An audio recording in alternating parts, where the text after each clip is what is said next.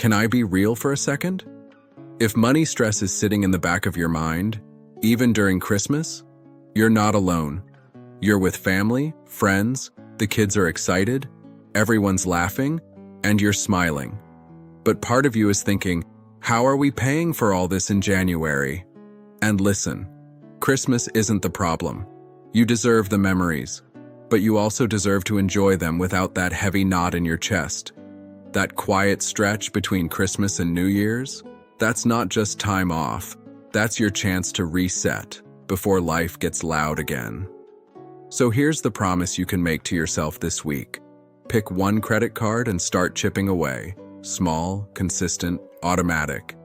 Build a budget that matches your real life, not perfection. And set up even $25 to $50 to savings, because future you deserves help too. If you want a plan and someone in your corner, DM me, Reset. No judgment, no pressure. Just a clear plan so you can walk into the new year feeling lighter.